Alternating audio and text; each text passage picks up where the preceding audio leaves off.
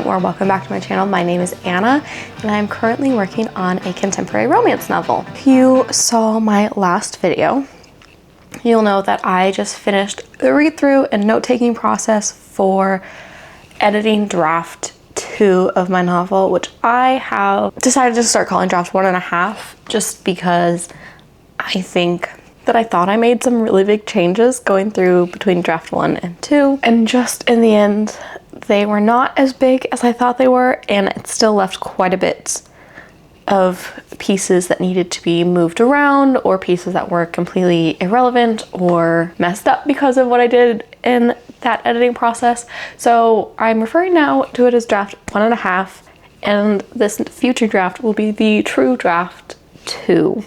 While working through the reading and note-taking for it, I found a couple things that really needed to be moved around, I think, to create better impact within the story, to create more conflict, to build the conflict up over longer periods of time, to make the story more interesting. I was not planning on creating a whole new outline when I first started going through this, but I think at this point, with how much needs to be moved around, as well as character motivations kind of that need to be changed a little bit, I decided that it would be beneficial to sit down and actually re-outline the book, so that way I have a better idea of what I'm working toward. So that is what we're going to be doing today, and probably tomorrow because I'm slow.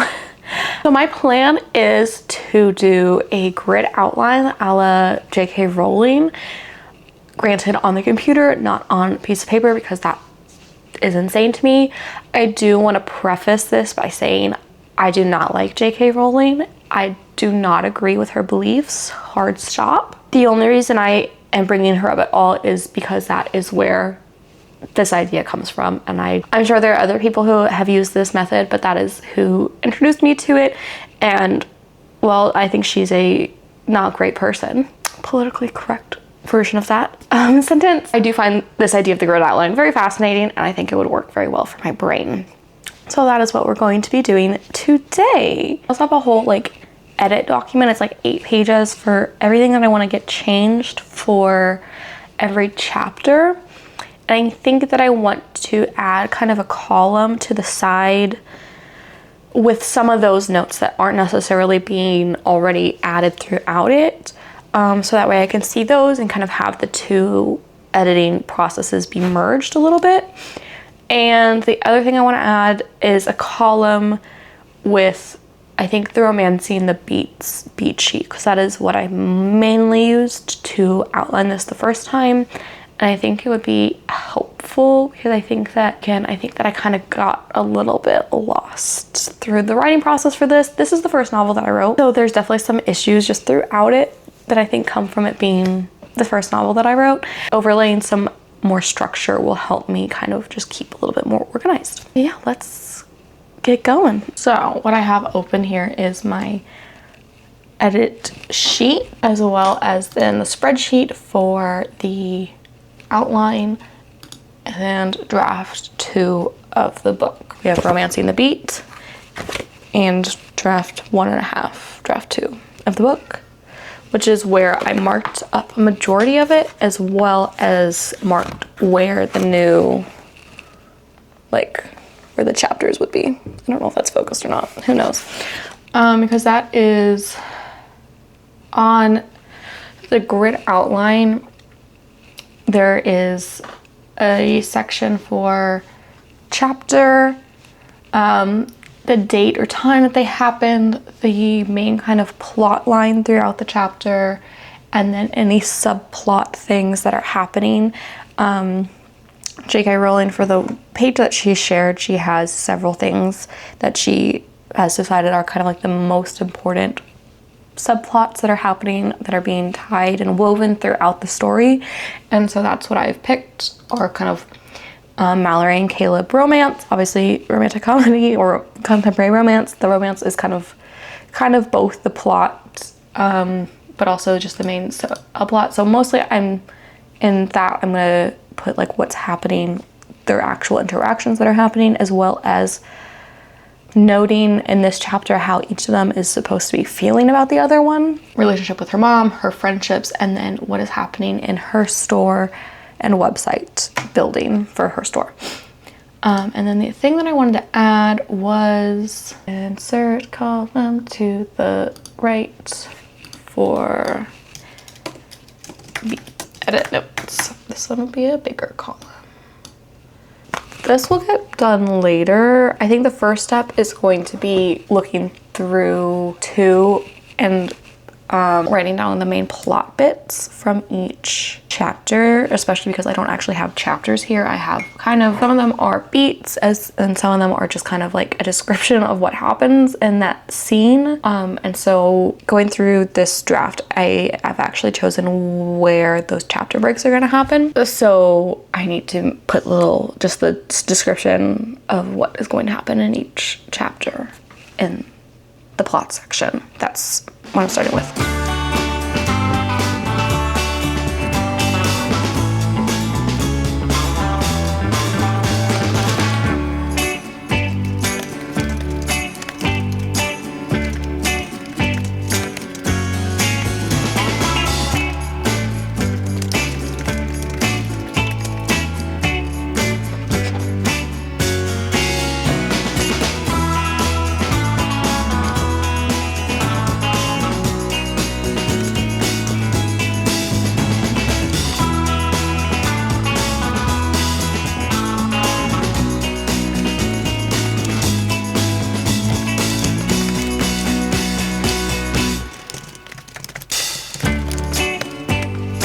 I don't know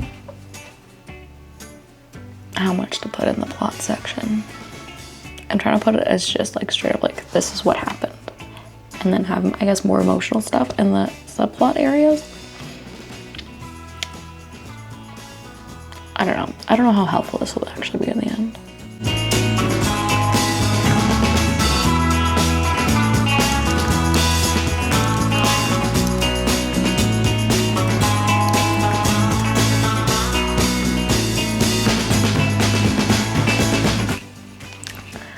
I apparently have messed up somewhere, and this is not the current finished draft too, because there's like 3 chapters that are just straight up missing.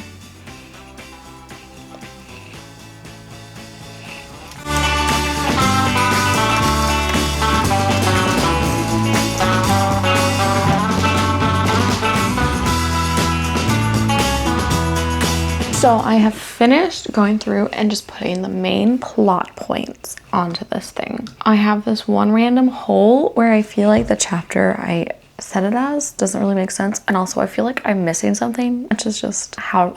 But now I'm gonna go through, and I'm gonna go start by adding the beats onto the chapters, what beats are happening in each chapter, and then after that go through this and try to put some notes into, I think a lot of these notes are just going to end up in kind of like the different subplot areas throughout it. So that's what I'm going to do after that. So I'm going to start with this and then try to do that. But we're going to start with putting the beats onto the thing, just because I think it'll help me clarify where things should go. Because there's, again, a couple things that I know I need to move around a bit. And I think matching some scenes up to beats will help me figure out where those would be better suited living. I went and added all the beats, the outline. The middle section of the book is really messy for me in terms of where things are, which is again why I wanted to do this.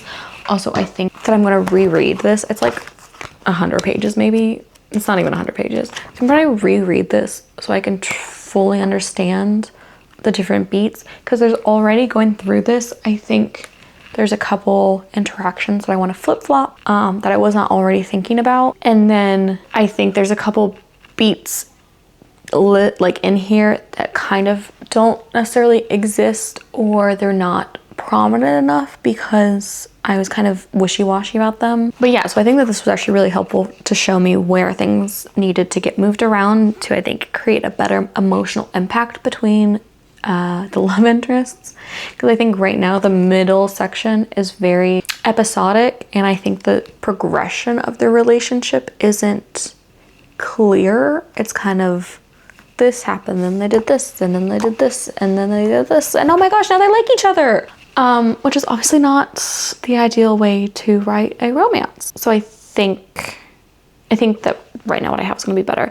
I also do think that there's a couple things that I might need to suck it up and get rid of. As an underwriter, I truly never thought that I was going to have a killing my darlings moment, because I was like, I'm never gonna have like, 5,000 words that I need to cut. But I do think there's some things that I wrote because they were part of like my initial idea for the book, so that they were written because that was what made me like this idea. And I think now I'm going, maybe that wasn't the best idea, or that just really doesn't serve a purpose. I think that is where I'm thinking about it. I also have realized, I think I knew this from the beginning, but I don't think there's a grand gesture, and it's hard. Yeah, I don't think I'm like trying to figure out. So my grand gesture, which is not really grand gesture, is by not the protagonist. And I feel like she needs to be the one that does the grand gesture, right? Like she breaks up with him and then he grand gestures. But even that is just kind of like he just shows back up. I'm worried that emotionally there's not enough payoff at the end, because they kind of just like, oh, here we are. I guess maybe I need to show more of the fallout for her. I think might be part of it. I do think that I need more. My dark night of the soul right now is not, it's too, we broke up and I'm sad. I think that she needs more what my life looks like now without him moments. Because I think I jumped from the breakup to the grand gesture, like reconciliation, too fast. I think I need more of that in between. And I guess I knew that. I felt like it would be boring. But honestly, I think that it's necessary for the emotional payoff of her deciding that she does want to try to have this relationship. Things to think about. I'm gonna go read this. Spend some time with my family. I've been doing this thing where I work. I have my timer. I set it for an hour. During the week, I'll do this. I'll give my kids like a snack, set them in front of the TV. That's their TV time for the day. Set an hour on the timer. Work for an hour on whether or not it's like YouTube or book stuff. And then when that's done, that is my working time for the day. And then I wonder why I can't ever do anything. It's because I'm writing this book 1 hour at a time. But we're getting there. 1 day at a time. 1 hour at a time. Okay, I'm gonna go read this.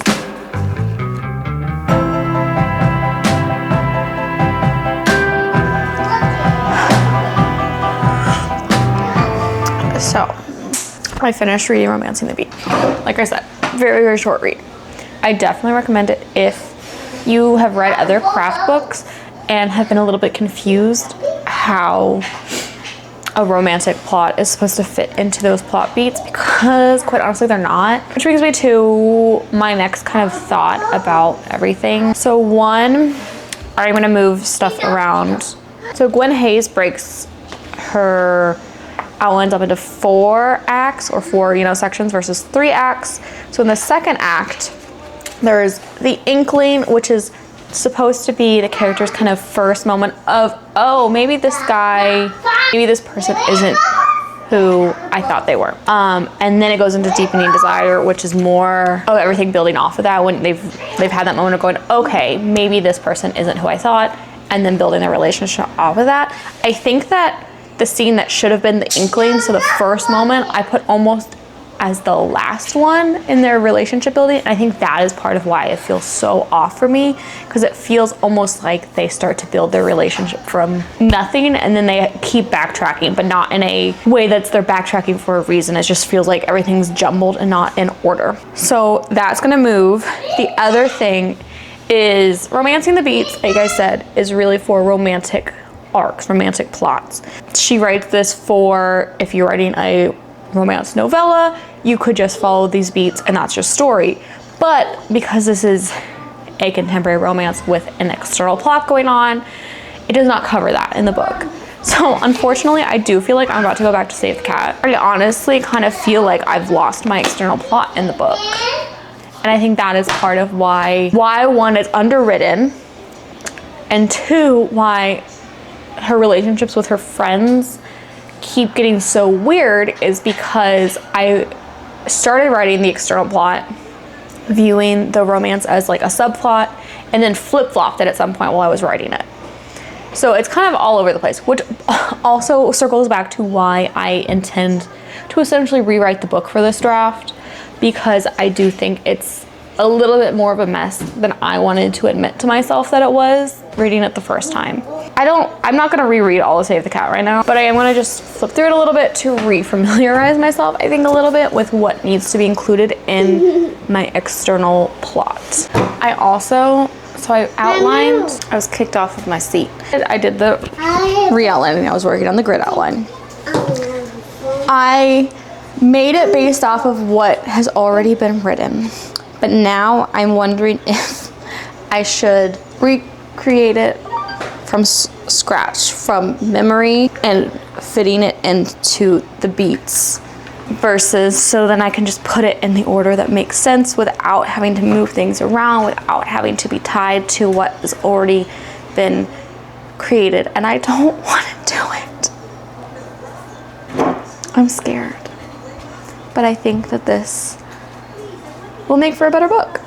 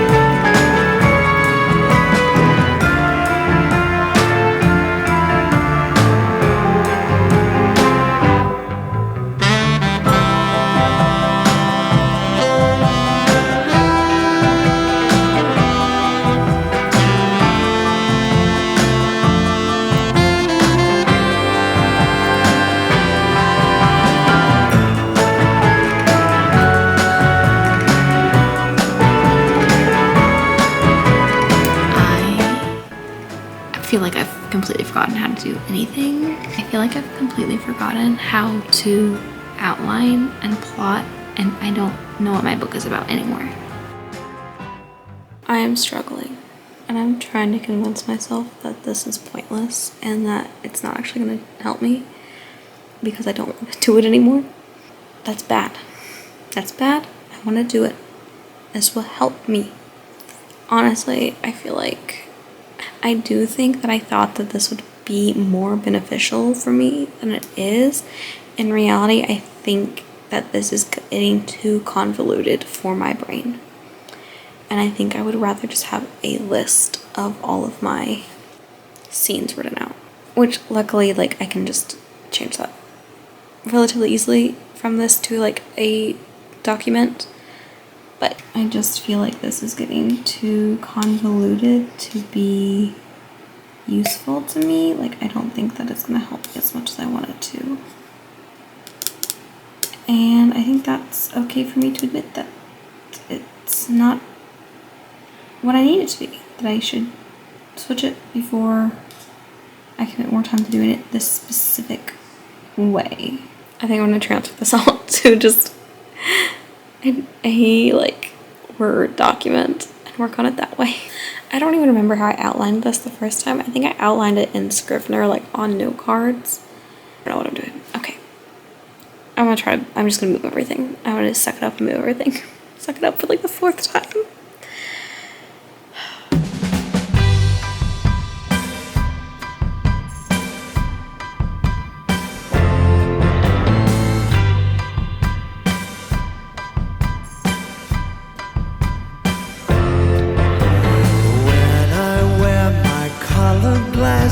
The sun comes shining through. Wearing my rose-colored glasses, the world looks shiny and new. The skies are ever so blue. I'm happy through and through. Wearing my rose-colored glasses, I tell you what I see. You are still here with my glasses on. Whenever I'm sad, I'll wear them. Hello, it's been a couple days. It's Wednesday now. So I truly went into filming this video thinking that I was outlining. It was gonna be this very straightforward thing for me, considering it was re-outlining, and that I was gonna end the weekend with my nice pretty grid outline and start working on draft 3 of my book. That is not what happened. Here we are on Wednesday. I am not done with this outline, mostly because I can't figure out what I want to do. Honestly, I don't remember what I did the first time. Well, okay, that's not true. When I originally outlined the book, I basically wrote down a beat sheet. It was very brief.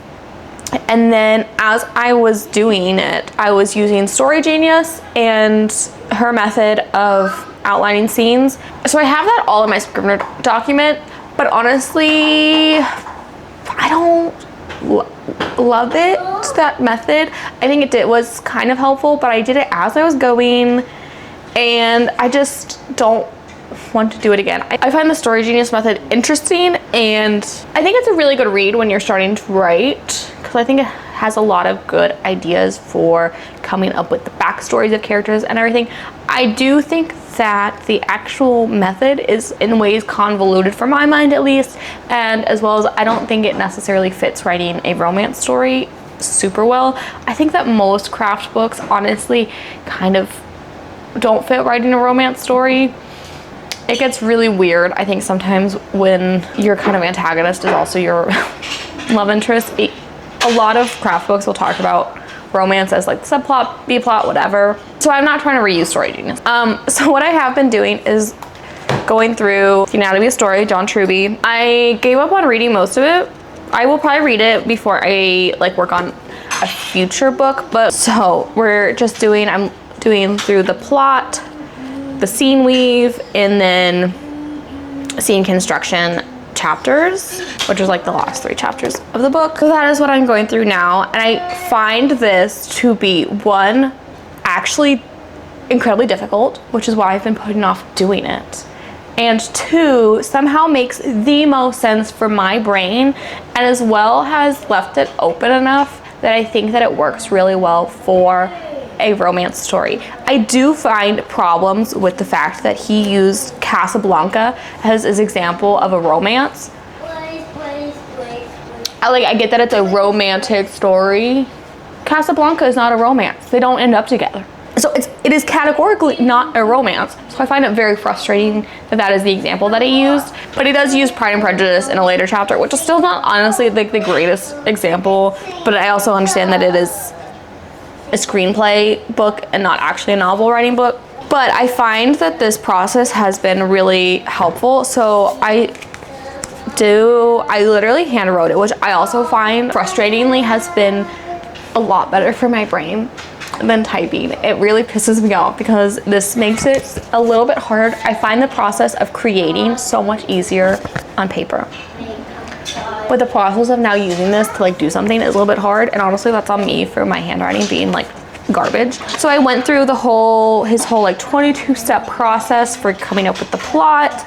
I am now today going through the revelation plan, so coming up with all the different like big surprises throughout the book, and then going through the scene weave, so coming up with my actual like list of all the scenes that will be in the book. And then the last chapter will be kind of actually outlining those scenes in more detail. Meredith E. Phillips has a video already if you want to watch that on this process from John Truby, and I'll link that below if you want to watch an already completed explanation of what to do with this. But that is who gave me the idea for this, and also she's writing a romance, so it's helpful to see what other people in the genre are using to kind of come up with this process. I think that I do this a lot in life, but specifically in writing, is I want this to be a very like straightforward process, and just quite honestly, writing is not a straightforward process if you've never done it before. I don't know how, I think without having a history of like knowing what to do to write a novel, I'm like, oh, I'll just do this thing and it'll be the correct thing the first time, and it's not. So if that's you right now and you're like, oh, well, this person said to do this, but it's not really working for me and I don't know why, That's because it's not working for you. You need to try something else. Try something else, try a new process, write it by hand instead of a document. I am currently also switching to Word/Google Docs instead of in Scrivener because I just find Scrivener right now is a little overwhelming to me. I will probably continue to draft in Scrivener, but planning right now, I just can't do it. I'm actually gonna continue to plan on paper. It takes more time, but it's actually, again, this is better than anything I've come up with on my damn computer. That is my plan. I truly thought that the grid outline was, like, looking at a grid outline, I'm like, oh, that makes so much sense to my brain. Writing a grid outline, no sense whatsoever, absolutely not. And it could be that a grid outline is just more suited to a bigger story than a romance is.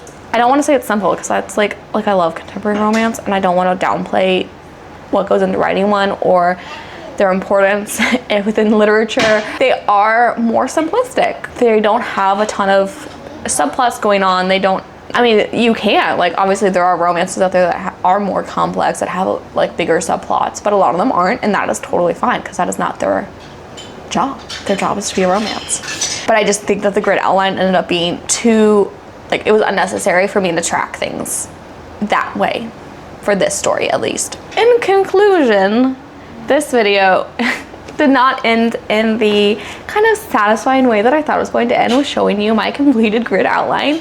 Instead, I'm showing you, you know, some messy handwritten notes and an unfinished craft book. But that is the reality of writing your debut or your first novel, is that you don't know what you're doing, and that's okay.